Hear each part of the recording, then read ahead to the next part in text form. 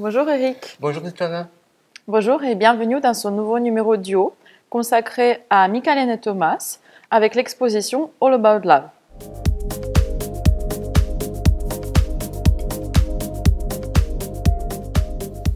Mickalène et Thomas est une artiste nord-américaine qui est née en 1971 à Camden et actuellement elle vit et travaille à New York.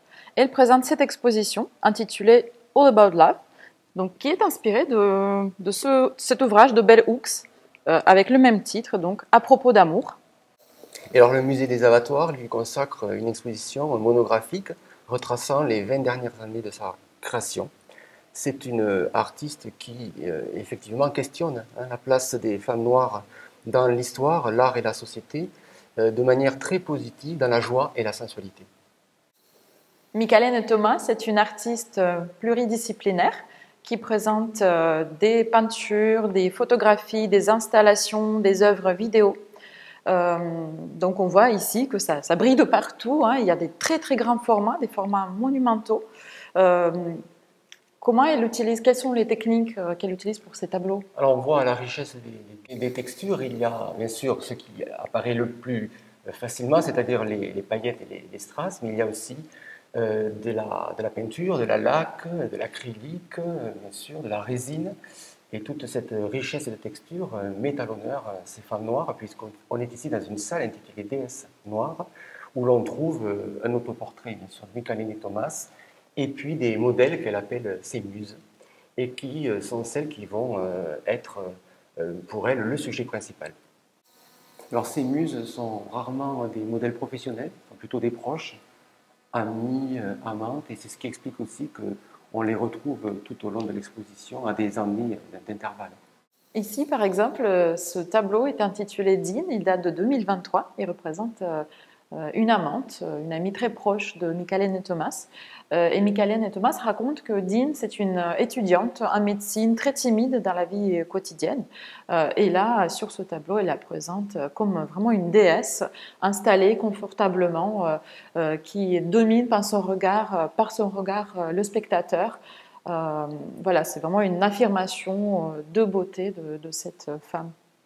Alors Mickalène et Thomas, dès le départ, a pratiqué la photographie, d'abord comme ressource pour de futurs tableaux, et puis un peu plus tard comme œuvre à part entière. Et ici, on a de beaux exemples avec sa première muse, sa mère, quelques modèles. On retrouve bien sûr Dean, un autoportrait de l'artiste, et toujours dans cette volonté de célébrer les femmes noires. Et dans tous les moyens de célébration de ces femmes noires, il y a aussi la mise en valeur par les intérieurs. Donc il y a une attention particulière qu'elle porte à tout ce qui entoure ces modèles, notamment, vous voyez, on voit les canapés, les coussins, les plantes, les tapis, etc. Tout pour mettre à l'aise ces modèles, pour rappeler un peu cette notion de domestique, maison, quelque chose où on se sent bien, on se sent vraiment confortablement installé. Également, le vêtement qui fait partie des détails importants, le maquillage. Et ce qui est intéressant sur ce mur, c'est qu'on voit le passage de Mickalène et Thomas entre la photographie, le collage, qui lui permet ensuite de passer en peinture.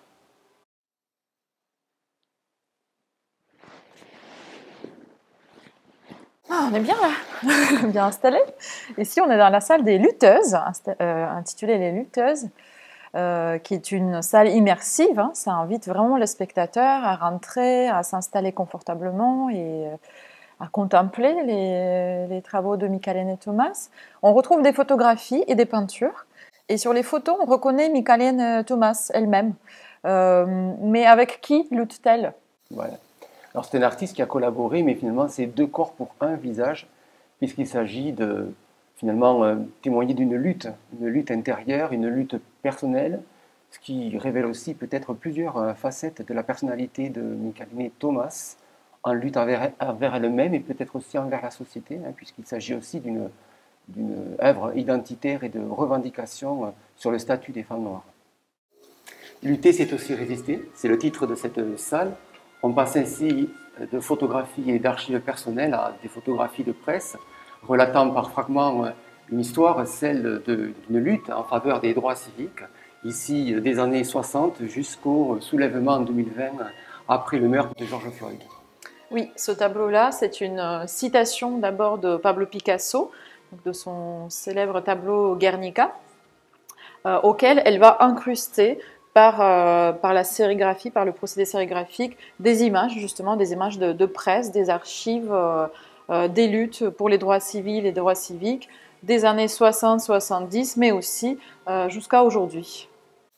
Tout au long de l'exposition, on retrouve de nombreuses citations de l'histoire de l'art. On voit que Michelangelo Thomas s'intéresse beaucoup à des peintres du 19e comme Ingres, Manet, Monet.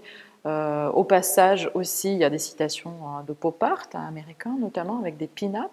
Et ici, on retrouve une odalisque. Oui, une odalisque empruntée à la grande odalisque de Ingres, datant de 1814, à différence près que à la femme blanche se substitue une femme noire, son modèle et sa muse Maya, ce qui est une façon aussi très puissante d'affirmer la centralité de la femme noire dans son art. Jusque-là, ces femmes étaient représentées dans la peinture comme étant marginalisées, en arrière-plan, dans des postures de soumission ou de servitude. Alors ce tableau monumental fait référence à un tableau de Gustave Courbet intitulé Le Sommeil, ici c'est Slip, deux femmes noires, mais le tableau de Courbet présentait deux femmes s'aimant, mais dans un intérieur à l'abri des regards, et ici évidemment on passe de l'espace domestique privé à un paysage traité de manière presque impressionniste, dans une très grande monumentalité. En 2011, Michelangelo Thomas va participer à une résidence à Giverny, donc dans la maison de Claude Monet. Et on voit cette importance du jardin. Le jardin, il prend de plus en plus d'ampleur dans ses œuvres. Et là, on est encore une fois face à un tableau monumental qui représente Giverny, entre autres les photographies que Michelangelo Thomas a prises dans le jardin, dans la maison. Elle était vraiment impressionnée de façon comment il a traité son environnement, son entourage, pour s'inspirer ensuite pour ses tableaux. Alors elle-même a fait beaucoup de photographies qui sont aussi devenues des papiers collés, desquels elle a pu tirer ces très très grands formats, par sérigraphie essentiellement, mais avec toujours l'ajout de strass, qui d'ailleurs peuvent dans ce cas-là évoquer les touches impressionnistes de Claude Monet. Donc finalement, on arrive dans un paysage qui est une sorte d'extension de la peinture même de l'artiste. Venez voir cette exposition de Michelangelo Thomas, All About Love, au Musée des Abattoirs, ouverte jusqu'au 9 novembre.